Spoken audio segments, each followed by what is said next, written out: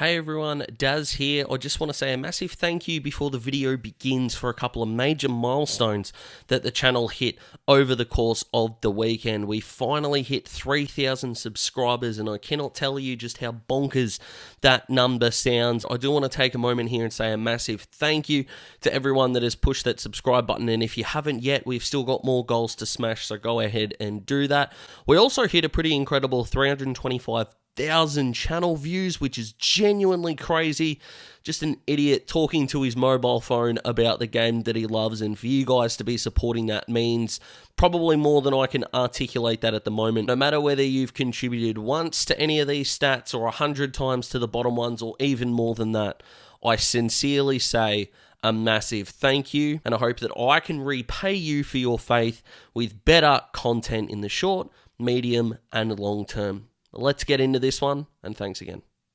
I've got a fair few gripes with footy at the moment, as I think a lot of fans do. One, of course, being the umpiring at the moment, but I can't really address that, or I don't think I can in a proper way until the home and away season finishes, because I want to talk about the nuance that comes with finals umpiring and my frustration in that way. So I'm going to go to something different, and that is that no matter what, whether it's TV, radio, too many commentators, pundits, and social media platforms describe every single player that's played in the AFL a star, an A-grader, a superstar, a champion, all of these kinds of things, and it's really starting to get on my nerves. Yes, players that are playing in the AFL compared to me are genuine superstars, but we do not compare professionals to non-professionals, we compare them against their peers.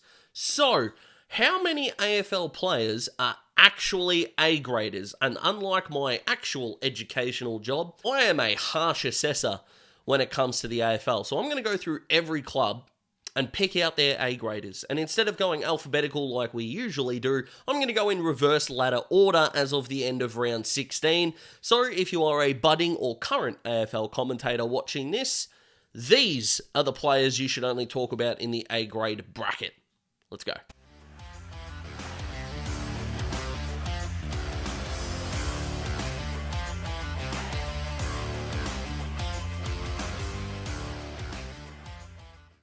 North, let's start with Harry Sheezel. Of course he's a star. Was he just going to be a cheapies merchant off the half back line? Well, his move into the midfield this season, especially the last 6 to 8 weeks, has been extraordinary and just certified everything that he is. An elite decision maker with such quick hands, and he sees the game in that 360-degree angle so well, it is extraordinary. Next up for the Roos, I want to go to Luke Davies-Uniacke, who is without a doubt a star midfielder of this competition. Still think he can work on his kicking a little bit, but to put this man outside of the upper echelon of midfielders, I think would be foolhardy and proof that you are not watching North enough, which if you aren't a North fan isn't a slight on you.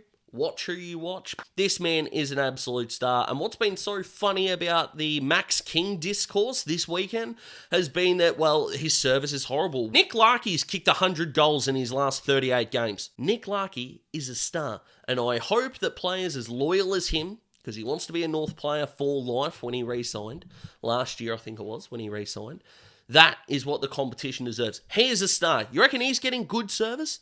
Well, the service is going to get better with LDU and Sheezel, of course, playing more long-term footy. North have also got A-graders in the future, but that's not what this discussion is about. George Wardlaw, I think, can get there. Colby McKercher, I think, is definitely going to get there. They are the two borderline locks I would give. Charlie Comben is pretty close to a lock as well, but considering his role is only 8 games old, 10 games old now, I'll hold off, but projections-wise, he looks as good as anyone to get there. So that's how this video is going to work. I'm going to name them, and we'll go from there. These aren't power rankings of teams A-graders, though. I am going in jersey number order, so keep that in mind. Richmond, I'm starting with Nick Vlosten. He is an A-grade defender. He has an ability to not only intercept, get to as many contests as possible, he also has the ability to stand back shoulder. For his size, he is an underrated back shoulder defender. I love him to pieces, but he's got a little bit of that Tom Stewart intercept. Nowhere near as good as Tom. Don't get me wrong, because he sacrifices that part of his game to also, as I said before, shut down his opponents. And in a Richmond team where the ball has been down there more than previous seasons, more has been asked of him, and he is just continually shining. And I want to bring you a bit of a philosophical discussion question here. Is Shea Bolton an A-grade footballer, or does he just have A-grade talent? Because we keep hearing about contract year Jake Stringer, for example. And I don't want this A-grade discussion to include the words on his day. So for someone like Jake Stringer, on his day, he is an A-grader. His day doesn't happen often enough for him to be in my A-grade discussion. Shea's very interesting to me because he is a maligned player outside of the Tigers. He really is. And the talent is there, there's no doubt. In a bad team, has he shown up every game for the Tigers? No. I still think I need to put him in the A-grade conversation here. The amount of goals that he's able to get, the amount of ball he is able to get most of the time. And Richmond wish they could have cloned him, but they had not only a clone, but a better version in Dusty throughout that, the dystopian era, the utopian era, I should say. Not dystopian, what the hell? Utopian era that the Tigers had throughout the mid to late 2010s. Good grief. But yes, philosophy lesson over. Shea Bolton is an A-grader. Just. West Coast says a lot about them with the names that I'm going to go with here. We're going to start with Jeremy McGovern here. Need I say more? Has been an A-grader in the past, has had some body issues. He's had some body issues this year, to be honest, and he's still dominating. He just absolutely deserves a spot here. He really does. And I'm also going to put Tom Barras in this discussion as well, who is basically Jeremy McGovern 2.0. It is extraordinary. Now, Harley is not an A-grader yet. You are not an A-grader in your first season. You can play like one. You aren't one. Harley has had some A-grade performances, had a ridiculously good year. There are times where that number one pick hype gets engagement farming from the AFL and other social media content units and things like that, which can turn people away.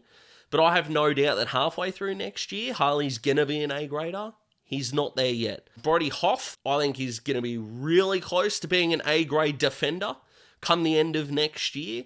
I am unconvinced on Ruben Jinby. Am less convinced on Elijah Hewitt, but I think he's got the weapons to go there. I was high on Rhett Bazzo. I know he's had a lot go on early on in his career. Would love to see where he's at. And who knows, if we want to use the trade crystal ball, Jed Buslinger could be an Eagle next year, and I've got massive faith in that young man. Tim Kelly's not playing like a star. Elliot Yo's injuries don't help, even though he signed that 3-year extension. I just don't think we can put him in that A-grade conversation yet. So the Eagles, right now, have 2. Oscar Allen is also the one that I forgot about, that again, I think can get there with a good run of it at the end of this year and then leading into next year. Need to see a little bit more. I told you I'm a hard assessor. St Kilda, it would be rude of me not to start with Jack Sinclair. Now, halfback midfield, he is a midfielder. I know it doesn't help with Supercoach teams and fantasy teams if he was mid only, but footy is not a Supercoach game. Supercoach is a footy game. He is a midfielder.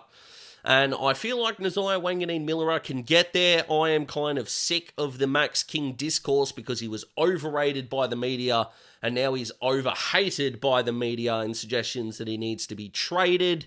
Fix your system to help him. But he's not performing up to standard. Not an A-grader. Higgins, Butler, not A-graders. As I said before, Wanganeen-Milera can get there. Darcy Wilson can get there. Marcus Winhager can get there. Machito Owens can get there.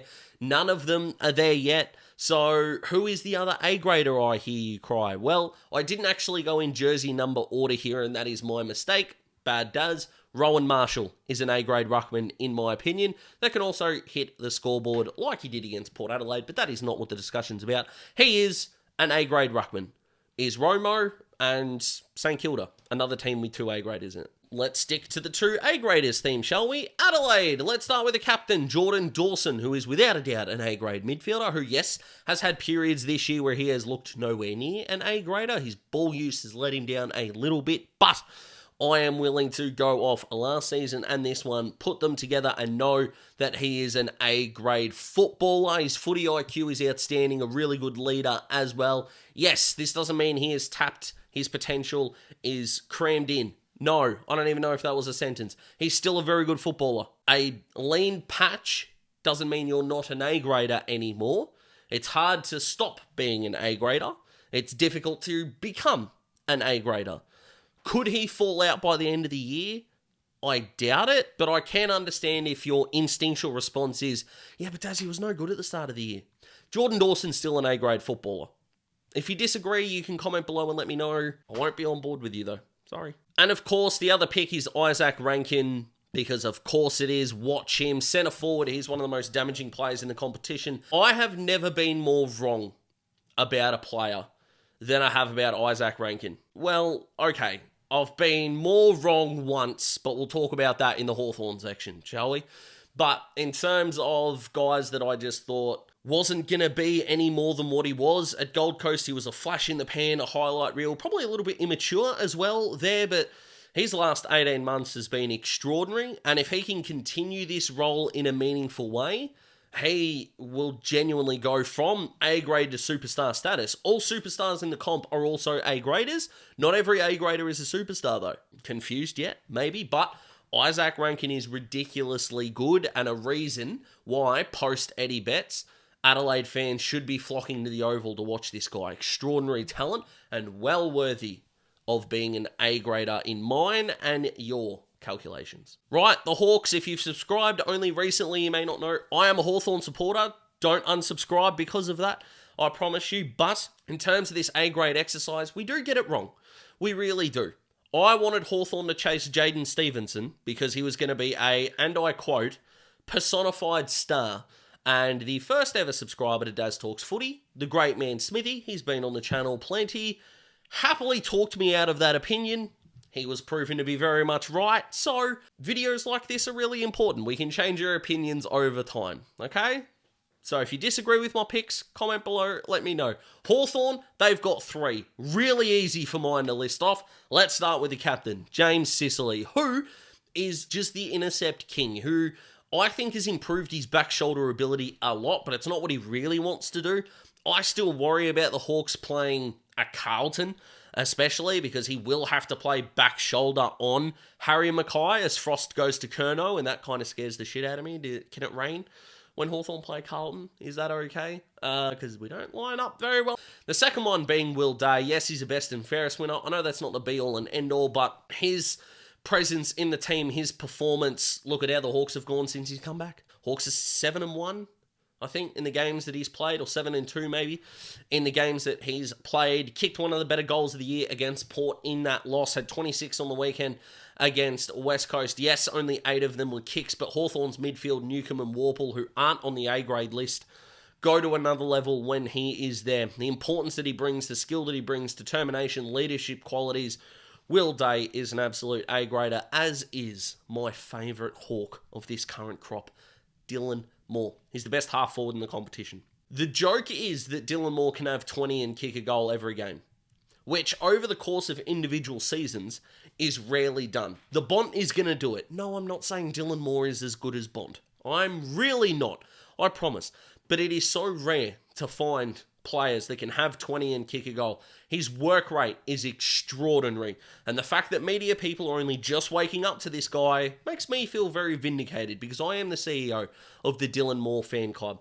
Now, Hawthorn's B-grade list is massive, in my opinion, and why I am so pumped for the future. And the Hawks could go get an A-grade talent, and we'll wait and see on the footballing aspect considering he's coming off the ACL, that being Bailey Smith.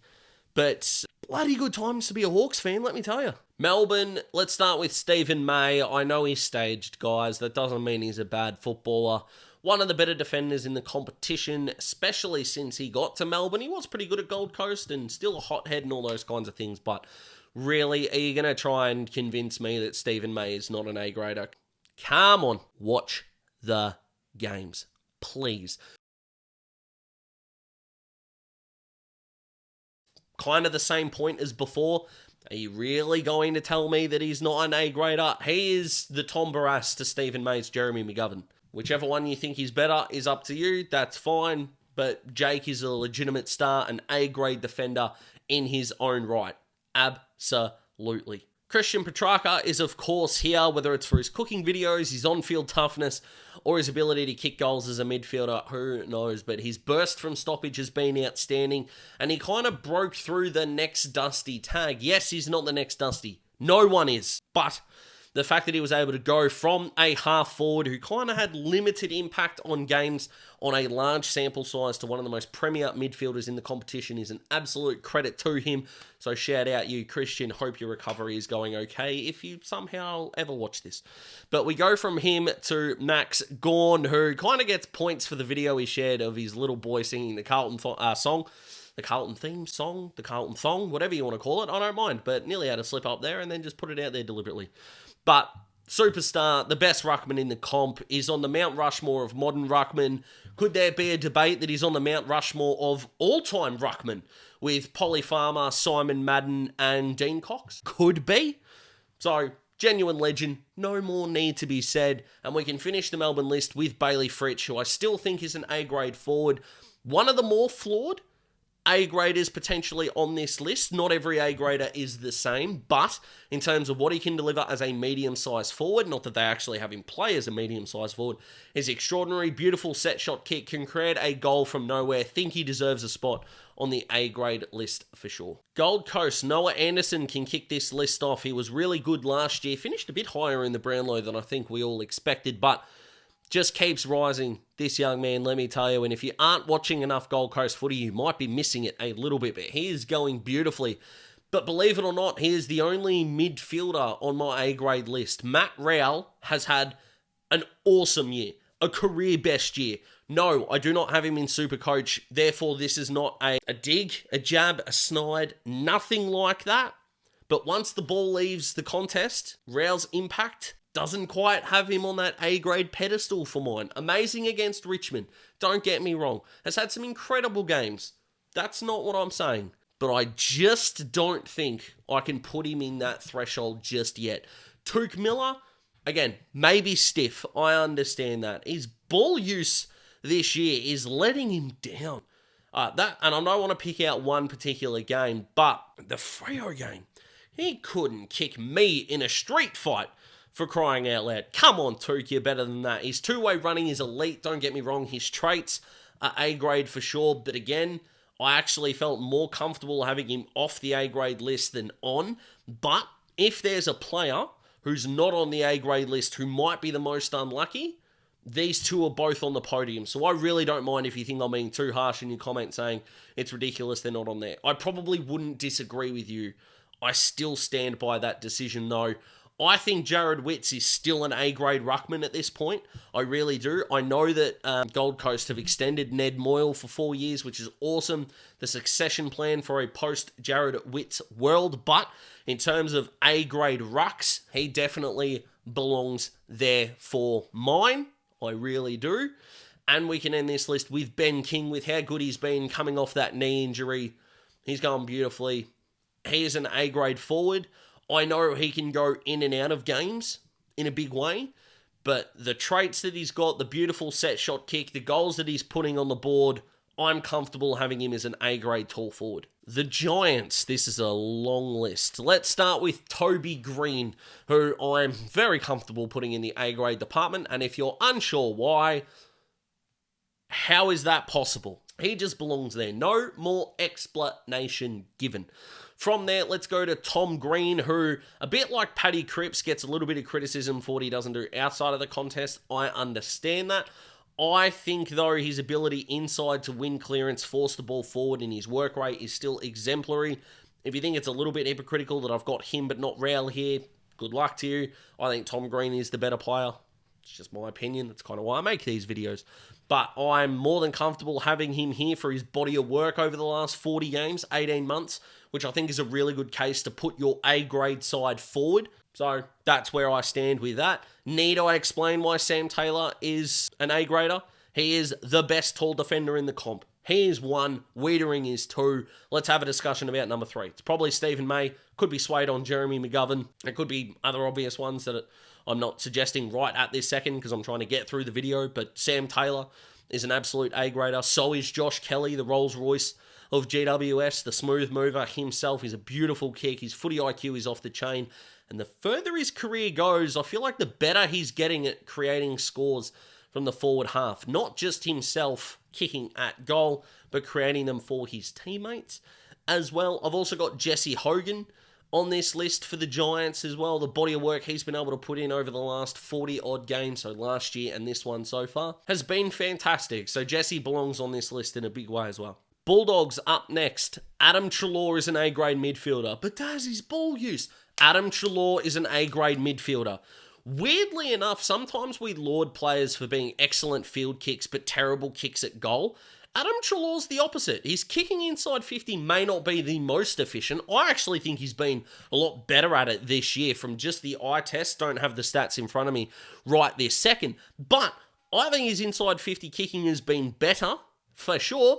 But also, if you told me every midfielder was streaming towards goal 45 out, flat knacker, Adam Treloar is in my top 5 to kick that for my life. I don't know his set shot routine stats or anything like that, but 40 out directly in front going full pace. If I was in a draft of players and Adam Treloar was still on the board, I would happily take him.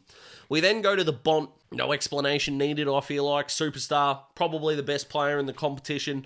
If he's not in your top 2, I think your list is invalid. We then go to Libba, Tom Liberatore. Probably no explanation needed, but his inside work is awesome. One of the most underrated Bulldogs players, probably until last year, until he started to get a lot of love. And yes, I know what he's been through this year maybe has some people doubting it. I'm still comfortable enough having him in that A-grade conversation. I'm also very comfortable with Bailey Dale being in the conversation of A-grade rebounding defenders as well. The pure and simple reason for that being is that his contested ball numbers are above average.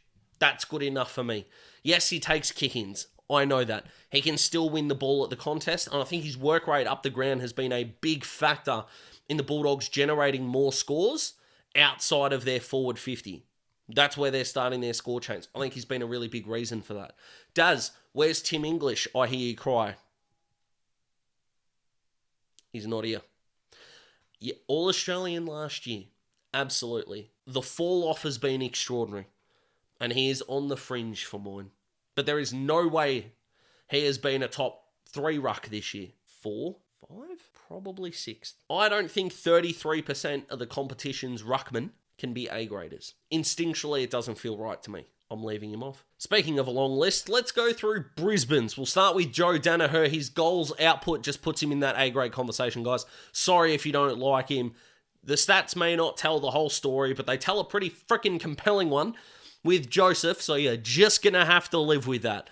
I am putting Josh Dunkley in here as well. Whilst, yes, he hasn't hit that superstar tier, I don't think. I'm very comfortable with him being an A-grade midfielder. The talent he brings to the table, the output he brings to the table, the fact that he can win the ball and still be a really good defensive mid, you're in the A-grade department for me, young man. I promise you. Hugh McCluggage can go in here as well. His kicking efficiency this year has actually not been great at all, but his meters gained is still awesome. His score involvements are still great. Score launches are awesome.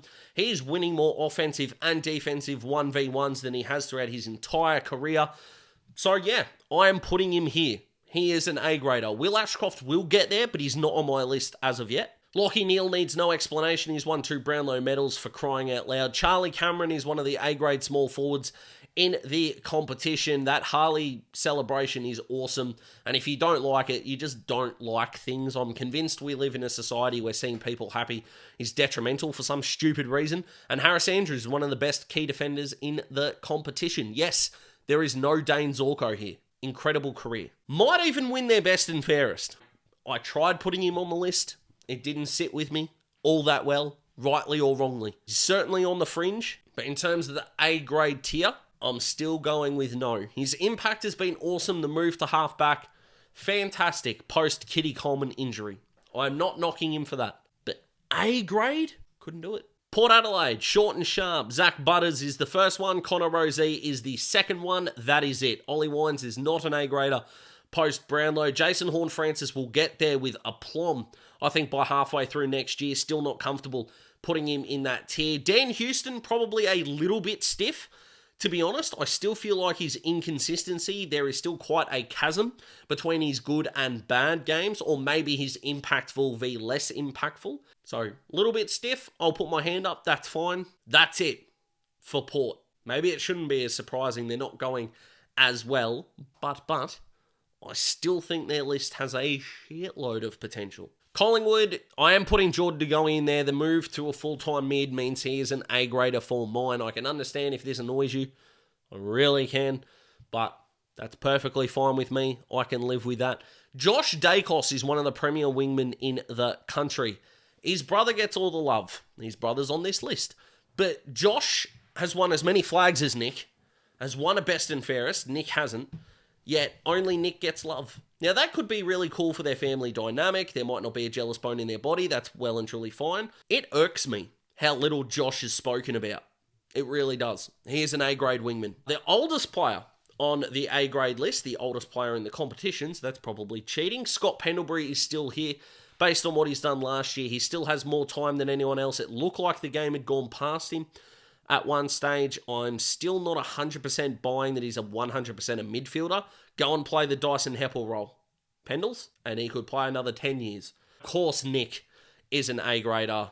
How could I not put him here? The human highlight reel was awesome again. Yes, the media forcing him onto us so much is going to wreck his persona, as I made a TikTok about, which is still the most watched thing I've ever done, which is on TikTok with like 13,000 views at this point, which is extraordinary. But yeah, Nick is a star. What more can I say? And in terms of Collingwood, that's it. Bobby Hill is coming with a flurry. Jamie Elliott's injury probably keeps him off this list as well. Isaac Quaynor is very close, and that's my list for the Pies. For Geelong, only two names really that I considered here. They're both on the list, Jeremy Cameron being one of them. His ability to turn, wheel, and go. With Hawkins out, he needs to play closer to goal. I like the role that he had against the Bombers, but he is an A-grader. No arguing that, and no one's really going to decline Tom Stewart being here, are they? Went into the midfield. He's not really a bona fide midfielder, but if he could keep being a midfielder against the Hawks, that would be nice. Really good, so he's not causing mayhem up forward when we're kicking to Mitch Lewis and Jack Gunston and Mabior Chol with Guinea on the ground with Dylan Moore and the Hawks are going to beat the Cats, aren't they? Anyway, not the point of the story, but it's Jeremy Cameron and it's Tom Stewart for mine. The Bombers have been going beautifully this year, and I'd like to apologise for all of the Sam Durham fans because having an A-grade season doesn't make you an A-grade player. In my book, I still think he needs to do it in a half of footy next year to really put himself in that A-grade conversation, but he's averaging 21 disposals thus far and going beautifully. I'm also not putting Nick Martin in here because I don't think his ball use is anywhere near as good as what the media keeps telling us it is, but I am going with the skipper, starting with Zach Merritt on this list for reasons I think are fairly easy to understand. Again, yes, he was quiet against Geelong, but I don't use the most recent game to decide this list. Zach Merritt's a star. I actually feel like this needs no explanation. And although he's being played out of position, Jordan Ridley deserves some love here as well. Absolute love by George. He's an interceptor, but stop making him like James Sicily. He cannot be an intercepting king whilst playing on the second best tall forward from the opposition. Brad Scott, get this right. If Jaden Laverty is not good enough to play on the second defender, why is he even playing in the first place? You need another option. Have Ridley as your third. Let him intercept. I've been hanging out with my missus as a little bloke for too long. He's 4 and everything comes out as sing-song now. Anyway, he's a star, just quietly. Shout out to you, Caden. Absolute champion. Anywho, Merritt, Ridley are Essendon's A-graders. To Fremantle we go. We start with Caleb Sarong. What a star this man is, and just the second half he had against the Swans was extraordinary. His first was fantastic. Absolutely it was. But his ability to sacrifice his game in order for Gould and Heaney, these guys, to not dominate as much as they were was extraordinary and a massive reason as to why they won the game. His contested ball ability, the way that he can win the footy is terrific. A+, no notes, as we like to say. I'm still putting Luke Jackson as an A-grader, as a ruckman, even though he's not playing as much ruck. If you've got a problem with that, again, I get it. There are about 70 opinions in this video. You're not going to agree with all of them. That's why I like engaging with you guys in the comments below. So go ahead and do that. But as a ruckman, Jackson's still an A-grader. As a centre-half forward, he's fine. So what happens from here? I'm kind of with Kane Corns on this one. The Darcy-Jackson thing worked because Grundy didn't have a huge impact, so I understand that logic there. But I feel like going into a final, maybe unless it is against Sydney, them going with Jackson as their number one ruck is just the way to go. I'm still going to put Andrew Brayshaw here as an A-grader as well. I love everything that Andy B does. And even though Luke Davies-Uniacke is going to stay, If North are chasing a midfielder, why wouldn't they try to get Andy B? Now, Freo fans, I get why. So don't yell at me for that. He would never go. He's in WA. He's based here. He's engaged. I know all that. Just from North's point of view, ask the question. Try and give him the Godfather offer, right? Give it a crack. Inside, outside, but he's not a wingman. He's not a half forward. Get him in at centre bounces and let him thrive. Another one who did a fantastic job against that Swans midfield trio. And Luke Ryan, for me, is still an A-grader when he's allowed to be a mix of the interceptor type as well as a back shoulder defender. I still think he is as close to James Sicily as there is. Let him play back shoulder and still intercept, and you will get the best version of him. Super coaches loved his role and now hate his role. He's somewhere in between both. But if Freo are winning games, what he's been doing recently, no problems at all. And who would have thought the top two teams have the most A-graders? Let's start with the Blues, who kick things off with Paddy Cripps. Are you going to argue with me? Brownlow medalist, the year he's having. Really? You're going to argue that? No, you're not. And no, you shouldn't. Absolutely not. Cripper is a star. Harry Mackay is an A-grader. He fixed the set shot goal kicking. Does everything else well. Do I need to say more? I still think, in terms of what-ifs in AFL history, what if Harry Mackay missed that set shot to ice the game against Brisbane? How might his season be different? One kick out. What a difference a kick makes. Sam Walsh is an A-grader, one of the better two-way midfielders in the competition. This is, again, one of those need I say more kind of scenarios. I feel like ball use isn't perfect. No one's is. But Sam Walsh is a freaking star. Jacob Wiedering, for me, is the second best key defender in the competition. And the second best back shoulder one. How has this man not been All-Australian? And if he's not this year, we march at dawn, I suppose. Charlie Curnow, need I say more? Could be a back-to-back-to-back Coleman medalist. And I am putting Adam Sard as an A-grade rebounding defender for what he's able to do out of the back half of the Blues. When he plays versus when he doesn't, I saw this stat, and it was on Twitter, so apologies if it's not as authentic as it should be. Carlton are a 3-goal better side from score involvements in their back half from when he's played in the last 2 seasons. That's A-grade material for me, baby. For the Swans, Chad Warner, Errol Goulden, Isaac Heaney. Need I say more? Brodie Grundy. Need I say more? Those 4, they're in. For me, Tom Papley is still an A-grade small forward. He still is. He's a match winner. Will take the game away from you. He's working up the ground, still having centre bounce attendances, which is harder and harder with the midfield that they've got there at the Swannies. But he's still an A-grade small forward for me. Nick Blakey is an A-grade rebounding defender for mine, the Lizard. No one knows what the heck he's going to do with it, but when he gets it, good things usually happen. And even though Logan McDonald missed that goal against the Dockers, that entire sequence was insane for him to get that ball. That kick, incredible. Absolutely incredible. And yes, I know he's been through a lot of health stuff and he hasn't played for a while. Tom McCartan, for me, is an A-grade key defender. I watch a lot of Sydney footy. He absolutely deserves to be in that spot. He really does. So there you go.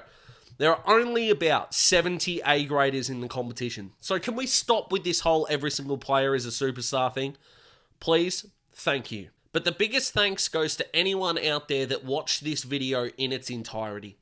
You're genuinely crazy, but I love you for it. Like the video if you like the video. Join the Daz Talks Footy family by clicking that subscribe button.